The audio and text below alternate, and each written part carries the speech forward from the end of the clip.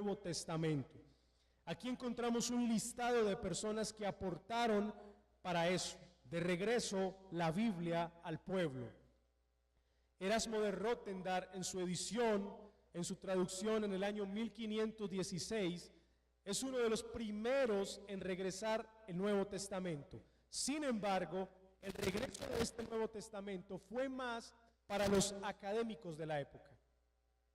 No fue tanto para el pueblo, sino para los académicos de la época.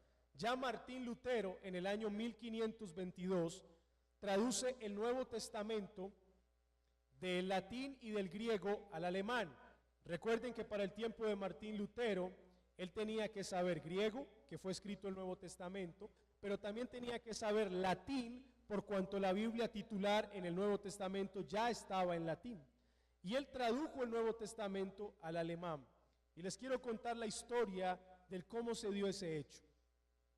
Después de que le piden a Martín Lutero presentarse ante el concilio o la reunión frente al emperador Carlos V en el año 1521, él va y le ponen uno de los representantes de la escolástica de la Iglesia Católica Romana, Johannes Eck, un teólogo muy respetado. Es Johannes Eck quien le pregunta a Martín Lutero en ese concilio, que se va a llamar Dieta de Worms, dieta, concilio o junta o reunión importante. Es Johannes Eck quien le va a preguntar a Lutero y le va a decir: ¿te retractas?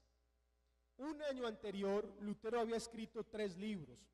Uno de ellos a la nobleza alemana, pidiéndoles que regresaran la educación al pueblo. Otro de ellos cuestionaba la misa y el sacerdocio católico romano. Y en uno de esos libros, cuando habla de la cautividad de Babilonia, haciendo referencia a Babilonia como la Iglesia Católico Romana, es donde dice que el Papa es el mismo anticristo y se sienta en el trono de Satanás.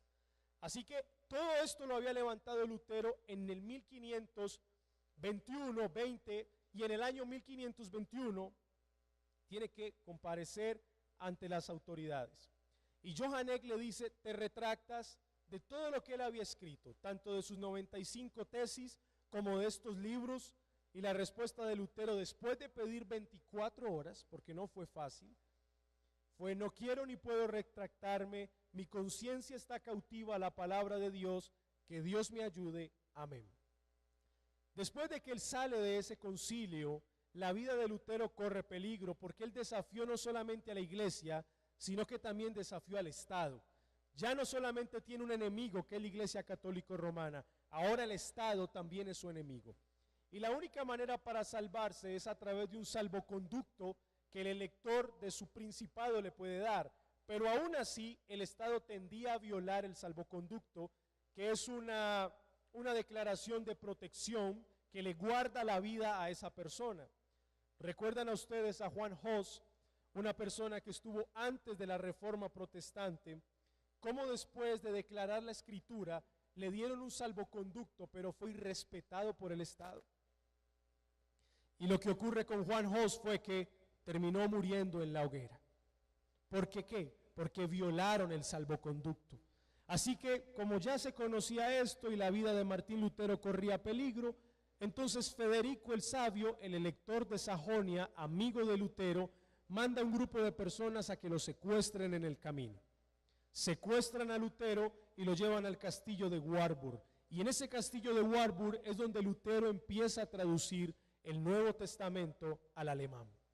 Miren cómo un acto sufrido y de mucha aflicción lo utiliza Dios para algo muy bueno: la traducción del Nuevo Testamento.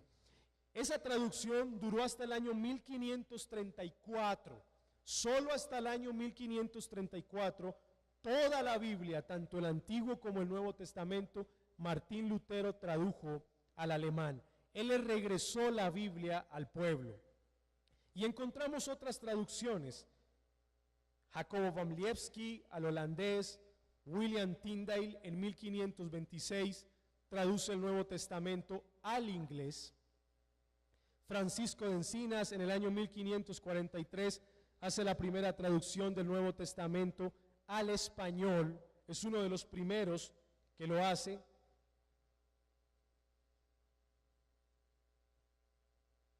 Luego vemos la traducción al checo, después Juan Pérez de Pineda al español, hace una más completa, Brest al polaco, por supuesto la Biblia de Ginebra, que su traducción se hace en 1560, es al francés, Y tanto la Biblia de Ginebra en 1560 como las instituciones de la religión cristiana de Juan Calvino, que fueron editándose en poco a poco hasta el año 1559, fueron dos piezas de literatura francesa extraordinarias. Es más, que si la literatura francesa reconociera, se podría decir que Juan Calvino y la traducción que se hace de la Biblia al francés, la Biblia de Ginebra, fueron las precursoras del idioma francés como tal. Es una perla de la literatura francesa. Luego Casiodoro de Reina, en el año 1569, ya la traducción completa de toda la Biblia, Antiguo y Nuevo Testamento, al español. Y luego Cipriano de Valera, en el año 1602, no solamente hace la revisión de esta traducción, sino que se hace la publicación. En el año 1611, la Biblia del Rey Jaime al inglés completa. Todas estas traducciones, amados hermanos, lo que hicieron fue regresar la Biblia al pueblo. El pueblo que había estado muy lejano de recibir educación por no conocer el idioma, ahora tenían acceso a la palabra de Dios. Ahora podían regresar a la Biblia y leerla en su propio idioma.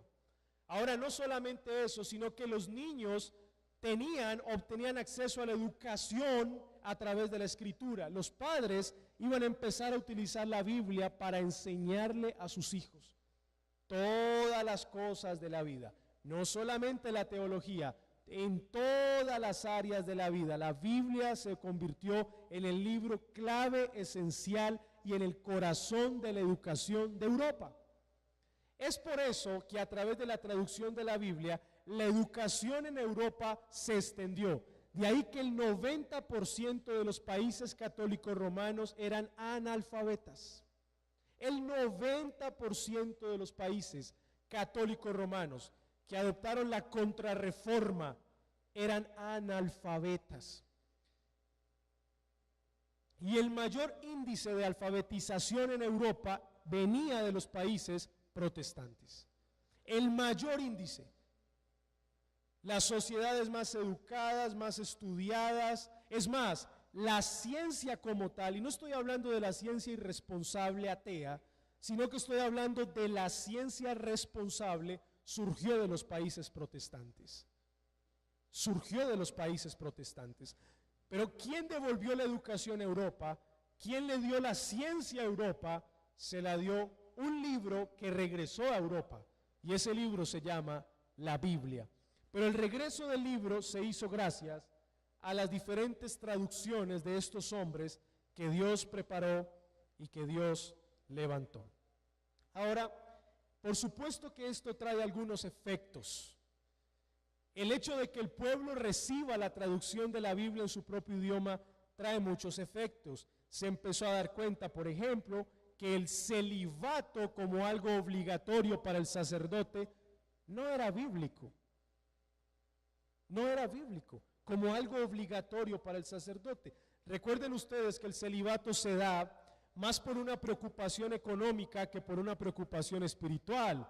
¿Qué no quería la Iglesia Católica Romana? Que el sacerdote construyera una élite o una empresa familiar que gobernara la iglesia.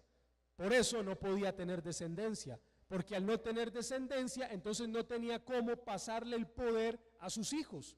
Y así se forma una élite de un gobierno dentro de la iglesia netamente familiar. Y no solo eso, sino que los bienes del sacerdote no podían pasar a sus hijos, por cuanto no le era permitido tener hijos. Así que la Iglesia Católica Romana, pensando más en la parte económica, establece el celibato para que entonces el sacerdote no se case, no tenga familia, y así la riqueza que él pueda tener y el poder que él pueda tener mueran cuando ese sacerdote muera o deje su cargo. De esa manera que el dinero no se va a ir a otras manos, sino que va a seguir dentro de la Iglesia Católica Romana, y se cuidan de que se formen grupos élites familiares dentro de la iglesia. Sin embargo, el pueblo, al entender que esto no está en la Biblia, produce ese efecto. Es como si le abrieran los ojos al pueblo. Miremos primera de Timoteo capítulo 3. Ahora el pueblo de Europa, que puede leer primera de Timoteo capítulo 3 en su propio idioma, se va a dar cuenta de muchas cosas. Primera de Timoteo 3 dice, palabra fiel, si alguno anhela obispado, buena obra desea. Y empiezan entonces los requisitos. Pero es necesario que el obispo sea irreprensible, marido de una sola mujer. Quiero aclarar que el texto no está indicando que bíblicamente o solamente por la Biblia alguien puede ser obispo porque es casado. No está indicando el texto eso, sino debería ser lo mejor, debería ser lo mejor. Ahora, el pueblo que está mirando el capítulo 3 se da cuenta que el sacerdote debe o puede ser casado. Es como si le abrieran los ojos a la gente. Es como si le abrieran los ojos al pueblo. Así que la abolición del celibato dentro de los países que adoptaron la reforma protestante fue un efecto que se dio en Europa. Fue un efecto. Ahora la gente entiende que el obispo puede ser célibe para el Señor como puede tener familia. Tiene las dos opciones. Ahora el pueblo abre sus ojos. Pero no solamente la abolición del celibato, sino la veneración a las imágenes. Miramos Éxodo capítulo 20. Ahora el pueblo que puede tener la Biblia en su propio idioma se da cuenta de una gran verdad. Ellos no están llamados a adorar a Dios a través de imágenes. ¿Saben por qué no? Porque Dios es espíritu. Por lo tanto, Dios es invisible. Es el mismo invisible que sostuvo a Moisés. Dios es espíritu. Miremos el capítulo 20, versículo 4. No te harás imagen ni ninguna semejanza de lo que esté arriba en el cielo, ni abajo en la tierra, ni en las aguas debajo de la tierra. No te inclinarás a ellas, ni las honrarás, porque yo soy Jehová tu Dios, fuerte, celoso, que visito la maldad de los padres sobre los hijos, hasta la tercera y cuarta generación de los que me aborrecen. Y hago misericordia a millares, a los que me aman y guardan mis mandamientos. Para Dios, el hacer imágenes de Él era una abominación muy grande. Es más, en la lectura del Antiguo Testamento es comparado como a la ramera. Es como si el pueblo se ha desviado a otros ídolos, es como una ramera. El pueblo es una ramera. Y era absolutamente grave hacerse una imagen de Dios. Ahora, el pueblo de Israel no lo entendió en su tiempo, la gravedad del asunto. Por eso se hicieron imágenes, muchos de ellos. Sin embargo, este mandamiento de no hacer imagen da muchas verdades acerca de Dios que la Europa del centro estaba empezando a entender. Uno de ellos es que Dios es espíritu. Por ser espíritu, no podemos hacer imágenes de Dios. Otro punto importante es porque Dios ya tiene imagen. Y eso lo entendió el cristianismo en Europa. Dios ya tiene una imagen y la imagen de Dios se llama Jesucristo. Así que la comprensión de la iglesia protestante en Europa entiende que el hecho de hacer una imagen no solamente va contra el mandamiento, sino que va directamente contra Jesucristo mismo, puesto que Jesucristo es la imagen perfecta de Dios. No solamente estos efectos, tanto la abolición del celibato y la veneración a las imágenes, trajo la reforma protestante al regresar el libro, sino que también afirmó los dos sacramentos u ordenanzas, tanto el bautismo como la cena del Señor. Miremos Primera de Corintios.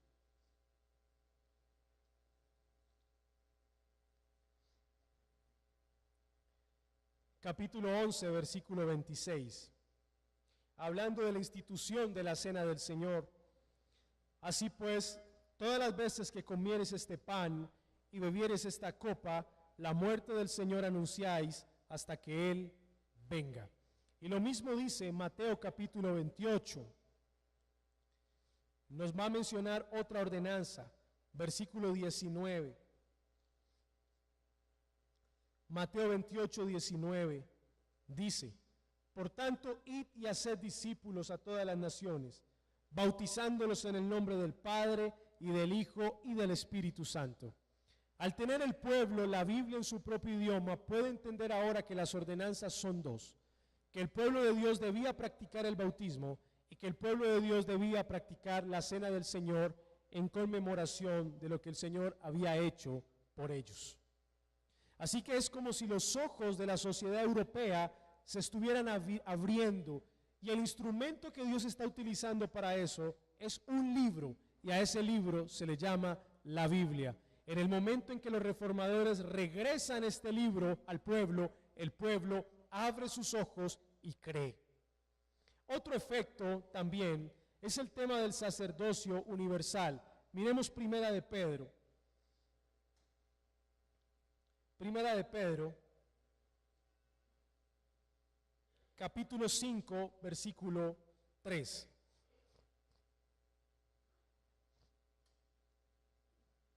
Primera de Pedro, capítulo 5, versículo 3. Miren lo que dice. Vamos a leerlo desde el 2.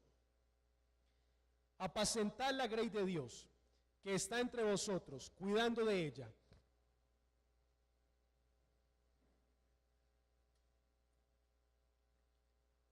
no por fuerza, sino voluntariamente, no por ganancia deshonesta, sino con ánimo pronto, no como teniendo señorío sobre los que están a vuestro cuidado, sino siendo ejemplos de la grey. Y esa palabra que aparece ahí, no como teniendo señorío sobre los que están a vuestro cuidado, puede traducir también como vuestra herencia, y es la palabra en griego clerón, de donde viene la palabra clero. Es importante porque la aplicación de esta palabra clero en el griego no está aplicada a los que ejercen señorío, sino a los que son cuidados por ellos. En otras palabras, el término clero se aplica al rebaño. Y ese es el término utilizado por la Iglesia Católica Romana solamente para aplicárselo a los oficiales de la iglesia, o sea, al sacerdote, es el clero. De ahí hacen la separación entre el clero y el laicado, los creyentes nominales del pueblo. Pero Pedro está aplicando el término clero a toda la iglesia en general, no solamente a unos cuantos, queriendo decir que quienes son sacerdotes de la iglesia es la iglesia misma. Toda la iglesia son sacerdotes de Dios. No solamente el que predica es el sacerdote, sino que toda la iglesia por Dios está llamada a ser sacerdote. Así que este texto, mis amados hermanos, va a hacerle frente a la teoría del sacerdocio particular de la Iglesia Católica Romana. Para usted poder acercarse a Dios Padre, tiene que venir a mí primeramente, porque yo soy el sacerdote. Sin embargo, el sacerdocio es universal y aplica a todo el rebaño de Dios, a toda la iglesia de Dios. Y esto es importante porque lo que hace Martín Lutero es regresar la doctrina del sacerdocio universal de la iglesia al pueblo. ¿Y cómo el pueblo entendió la doctrina? A través de la Biblia. Es por eso que ahora el pueblo europeo puede orar con libertad porque sabe que Dios lo oye. Es por eso que ahora puede entrar al trono de la gracia y alcanzar misericordia para el oportuno socorro. ¿Por qué? Porque Dios lo oye a él también. Su oración, su intercesión tiene valor delante de Dios. Así que todas las naciones que reciben la Biblia de regreso empiezan a orar. Empiezan a orar. ¿Saben por qué? Porque por la Biblia creen que Dios los escucha. Así que la iglesia protestante en su fundamento inicial fue una iglesia de mucha oración cuando entendió la verdad del sacerdocio universal. Ahora, esa verdad del sacerdocio universal aplicó directamente en la reforma a las familias. Es por eso que fue la reforma protestante la que empezó a cultivar una educación cristiana en sus familias. ¿Por qué? Por eso mismo, porque ahora somos reyes y sacerdotes para Dios. Él nos ha hecho así. Y finalmente, mis amados hermanos, quiero leer una listica que construí de los aportes de la Reforma Protestante a nivel de la educación. ¿Cuál fue ese aporte de la Reforma Protestante en la educación? Primero, mostró la necesidad de la alfabetización para leer la Biblia. La gente tenía que educarse para leer, así que utilizaron la Biblia para aprender a leer. Segundo, la primera escuela pública gratuita se fundó en Ginebra en el año 1536. Fue la primera escuela pública gratuita en Europa. ¿Y dónde se fundó? En Ginebra, en el año 1536. Luego, la Academia de Ginebra, fundada por Juan Calvino en el año 1559.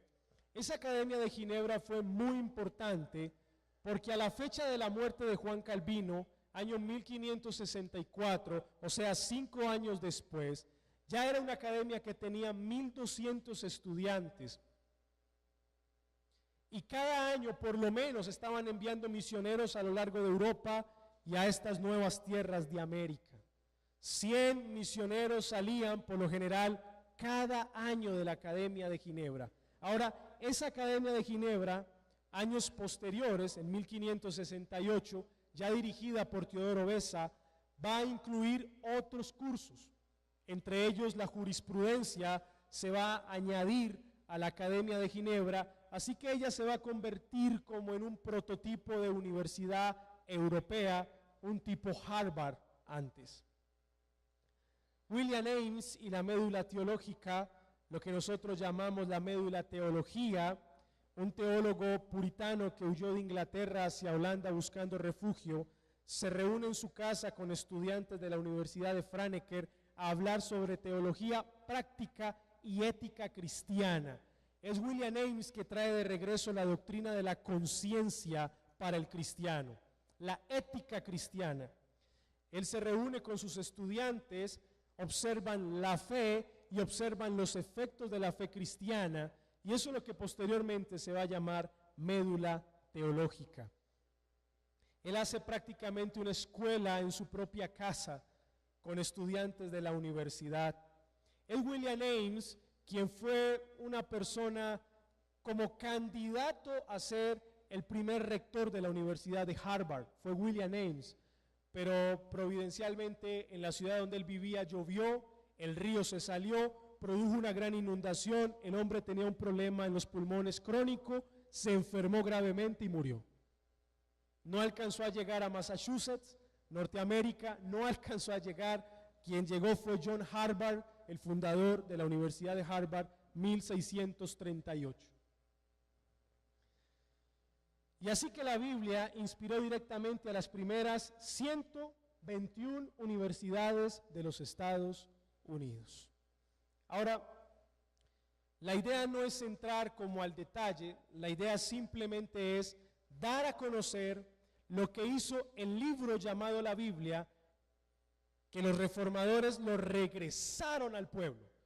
Y al regresar el libro al pueblo, amados hermanos, entonces el pueblo conoce a Cristo, conoce a Dios, sabe lo que tiene que hacer el pueblo y empieza a caminar como Dios manda que camine. Y esa educación no solamente transformó la parte espiritual, sino toda la parte cultural, mis amados hermanos. Los países de la Contrarreforma católico-romano solo hasta el siglo XIX tuvieron un avance intelectual, solo hasta el siglo XIX. Estamos hablando 3 siglos después de la Reforma protestante. ¿Qué nos queda para nosotros en esta mañana, mis amados hermanos? Darle gracias a Dios porque nosotros tenemos el libro, nosotros tenemos la Biblia.